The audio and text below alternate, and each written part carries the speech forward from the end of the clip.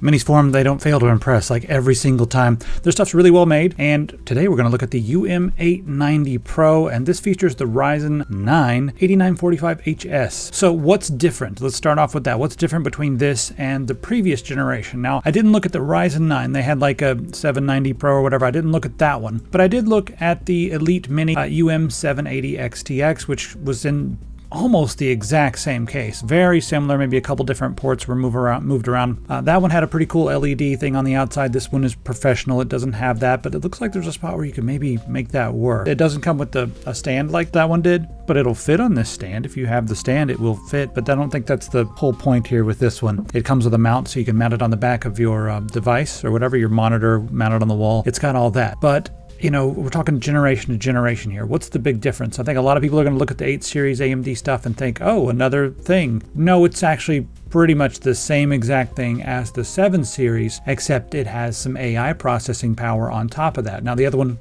can do AI, but it doesn't have a dedicated AI processor.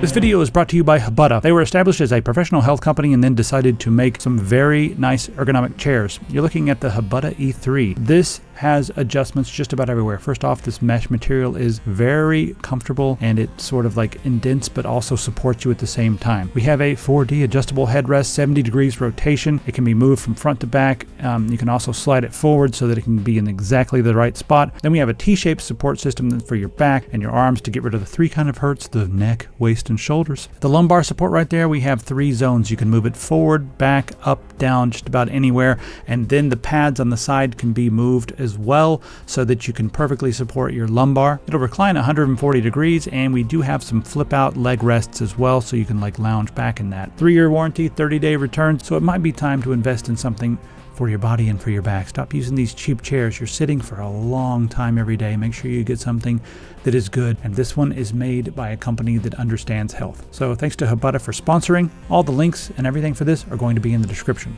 Now on to our regularly scheduled program. All right, so let's go through the specs and then we'll benchmark and play some games. So again, Ryzen 9 8945HS, and that has 16 threads, 8 cores. They're all big cores because it's AMD. Max boost clock is 5.2 gigahertz. For the graphics, we have the Radeon 780M, and you know, a lot of people say that's like on par with a GTX 1650, but I don't know, a lot of my tests, it feels like faster than the GTX 1080, but I don't know. Maybe the 1650 was faster. I don't remember off the top of my head, but yeah, it's really, really good for gaming. Now, the one that I got, you can get it bare bones and you can get it with 64 gigabytes of RAM, but I got it right in the middle. So we've got a 1 terabyte M.2 NVMe. It's a Western Digital on the inside. It may vary, but they're all going to be pretty much the same as far as the specifications go. And then we have some DDR5, 5600 megahertz to be exact. 32 gigabytes of that under the hood. It supports Wi-Fi 6E and Bluetooth 5.2. Now, so right off the bat, I want to say the big thing for me that sets this apart from the other units that are on the market is the inclusion of Oculink. So Oculink is a pure PCI Express, interface. You just plug it right into your second M.2 slot, and that gives you straight up PCI Express 4.0 access to everything. And it's actually faster, has a little bit, better performance when compared to Thunderbolt and also compared to USB 4. So I know you can get like a USB 4 external graphics card dock, and that's probably pretty good for most people, but if you want the real deal, Oculink is that thing. Now, there weren't a lot of peripherals out there that took advantage of Oculink. So maybe a couple of years ago, this was like kind of a very, very, very niche product. You could build your own stuff, but Minisforum have created some docks for GPUs. Now you can bring this home, plug it up to an Oculink dock, and be able to play games with a dedicated graphics card at higher frame rates and high resolutions. All right, let's go through the ports. So on the front there, we got our power, and then we also have an audio jack that's combo port for headphone and microphone. Then we have USB 4. And that'll also work as DisplayPort, 8K 60 Hz on that one, 40 gigabits per second. Then we have 2 USB 3.2 Gen 2 Type A ports. Then let's flip it around to the back. We have 2 more of the USB 3.2 Gen 2 Type A ports. We've got another USB 4, so you can run a monitor with that one as well. Then we have full-size DisplayPort 1.4 and full-size HDMI 2.1. So all in all, you can run 4 monitors because we have HDMI 2.1, DisplayPort 1.4, and 2 USB 4 that will also work as DisplayPort. Now you see those 2 network plugs? Yes, those are 2.5 gigabits per second each. So this would be a great little server if you wanted to run tons of VMs. This will be really fast for that. Otherwise, you just got 2 Ethernet ports. You can do whatever you want with those. And then right above the HDMI, that is our Oculink port. Now that'll be only hooked up if you use the included adapter. So this little adapter that it comes with, this is optional. So you got to pick. Do you want an extra M.2 or do you want to use the Oculink? Now the thing, if you use an Oculink and you got a dock, maybe you can get a dock that has M.2 and a graphics card. I haven't seen all the docks and everything, so I don't know what's available, but that's theoretically possible. All right, so let's go in and take a look at some benchmarks. We'll test the heat and everything else as well. All right, let's take a look at our Geekbench score. Single core 2441 and the multi-core is 12832. I'll scroll down so you can see the individual tests right here. There you go. And then for the OpenCL score for that 780M 32033, scrolling down, and there's all the individual scores. All right, let's take a look at the read and write performance on the M.2. It's got a Western Digital on the inside. I'll go ahead and open up all this. I'll open up hardware info and also this Weeb stuff here so we can get all the information about the hard drive. All right, right there you can see it's almost always going to be running nice and cool because it's right beside the fan. So the fan's going to be blowing down on that. There's the serial number if you want to look that up. So we got 4798 on the read and 3908 on the write. Let's take a look at the IOPS. That looks pretty good to me. All right, Valley's looking pretty good. We got 75.3 FPS, total score 3150 if you're playing along at home with a minimum of 36. Again, this is run on high 1080p. If you want to compare this to the fastest 7940 HS that I've seen, that one was 74.7, so about the same, but this one's been a tiny bit faster on some of the tests. After Valley, I like to run Superposition, and we're running it on 1080p medium. This taxes both the GPU and the CPU because it has all kinds of physics stuff going on. And you can see our final score there, 5394, minimum 33.77 with an average of 40.35. Cyberpunk 2077. All right, we're going to try a couple of different tests. I'll start off with high. We are going to be using AMD FX Super Resolution 2.1, and then I'm also going to turn off motion blur because I just hate it. All right, so 35.26 FPS on the high setting. See, we had a minimum of 27.50. This is 1 FPS lower than the UM890 XTX, and that also has the Radeon 780M, but that one runs the Ryzen 7 7840HS, but the minimum on that one was 20. The minimum on this one is 27, so we have more stable performance here. I wouldn't play it this way because it dropped below 30, so let's go back and try it on medium. Just putting it on medium, and I always turn off motion blur. Yeah, the lighting and everything looks really good. Getting above 40 on the indoor areas, fog effects, everything. All right, on the medium setting, 45.48 with a minimum of 38.82. That's slightly slower than the Ryzen 9 7940HS that I tested a couple weeks ago, which was at 48 FPS and 40 on the minimum, 40.8 on the minimum. Weird that this thing is like exactly the same speed or slightly slower, slightly faster than stuff from the last generation, but that's just what we're getting with this generation of AMD stuff because it's, you know, just the last generation with AI. All right, we're testing Mario Kart. I actually just wanted to play Mario Kart, but we're running this at the 1X, so it's 720p, and we're just locked at 60 FPS, so I could probably turn it up even higher than this. It's running great. So yeah, you can play Mario Kart all day long on this. Look out. So Yuzu's performance is great. Maybe I'll switch over to Ryujinx pretty soon, since they're the new thing, or they're the thing that's still around. You could totally do Switch emulation on this. Not all games are going to run like this, of course. Oh, it's too late! Why did this happen? Game punishes you if you're good. Okay, can we handle Tears of the Kingdom? Well, maybe. It's running over 30 FPS when the shaders are not building. I just started, so the shaders are going to build and build and build. But right now it feels like a stuttery mess, but it gets 30 and 40 whenever the shaders are not building. So if you can tolerate that for 10-15 minutes, let the shader cache build up, is probably going to be okay. Maybe not 100%, but it's not bad. Let's go ahead and try it on the handheld mode, which drops the resolution a little bit. It feels about the same. Still getting about the same FPS. So it looks like we don't even need handheld mode.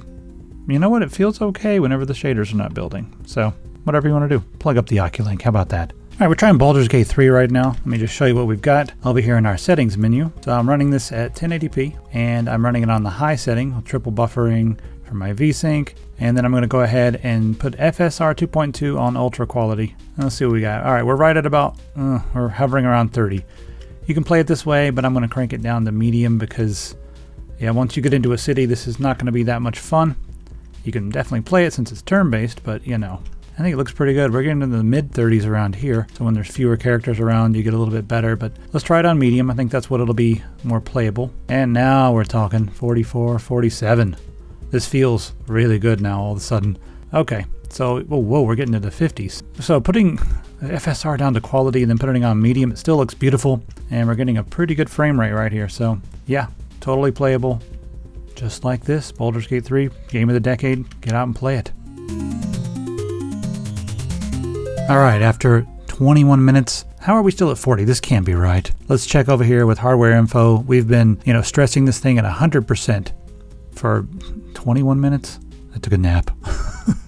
All right, let's see what this says over here. Scroll down. All right, that's more like it. 88C. That sounds about right. It's very warm in this room, so yeah. Now, right now we're we're running at about 83.9, so it peaked up to 88. And that's totally within the spec. That's, under T-junction max.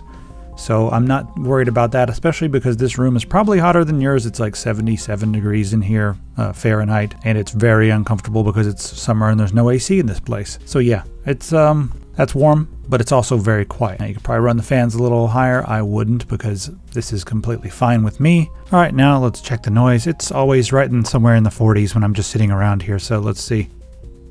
Now I'll put it a couple feet away. All right, so holding this just a couple feet away from the unit, actually about 1.5 feet, and we're at 46 decibels, meaning it's not remarkably higher than the rest of the room. My room is louder than yours because I live downtown, and this is a room that has a couple servers and stuff running, but it's not loud enough for me to care about, even running at 100%. So extremely quiet, and I'm very satisfied with this. One of the quietest units I've seen in a while. We've got Premiere 2024 here, and I've just put a bunch of the footage here in the timeline. It's 4K footage. I want to show you how easy it is to edit. I mean, I wanted to test it. I haven't tried it yet, other than just throwing some things there. But this is all full 4K. Look at that cross dissolve. Not a hitch whatsoever. And as you can see, I'm running everything at full, even though it's ridiculous to have 4K in this tiny little window. And I'm running it full over here, and it just zips around. So this machine is extremely capable when it comes to, anything from 3D work to video editing work. Highly recommended for something like that. And if you've got a fast NAS, since this has the 2.5 gigabit Ethernet, you'll be able to edit most 4K video directly from your NAS.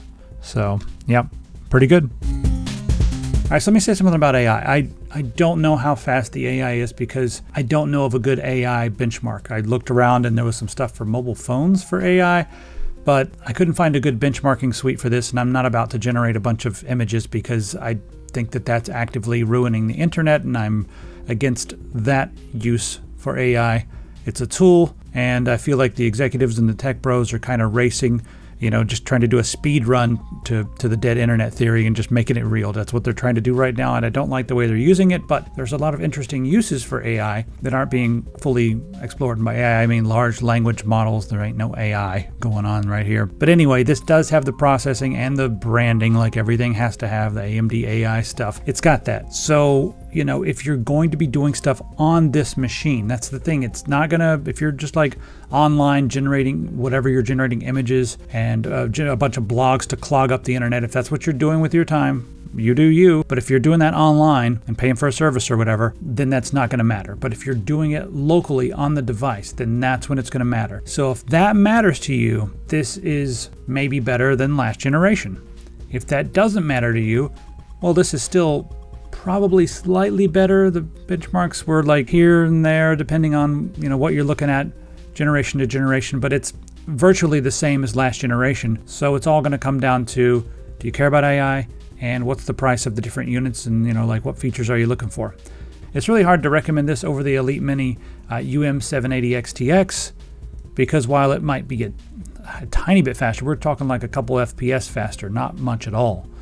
So the fact that they both have Oculink, the fact that they have very similar specifications, I do think this is a slightly better system. Slightly. But it's all going to depend on the price. I mean, this does have a very good price point on it, which is hard to believe when I see how, well it's put together. The cooling works really well. It's very quiet. So, yeah, it's not, it has nothing to do with Minisforum. I just wish that there was something different with this generation from AMD, because AMD's 7 series stuff and the 780M is so strong that maybe they're almost just like sitting back and waiting for Intel to catch up, kind of like Intel did back in the CPU days a few years ago when they were before Ryzen came out, you know, like back in the bulldozer days. I don't know. So AMD, make something cool for the next series, please, and not just some AMD AI stuff. Push the GPU even farther. Give us a 980M instead of a 780M. Anyway, great PC. Check the prices. And if it, you know, looks like a good deal, this one's built better than 99% of them out there. It's extremely quiet. So yeah, I approve of this. Anyway, Minisforum always makes good stuff, and I think everyone who watches this probably knows that by now. So anyway, let me know what you think, and I'll see you in the comments.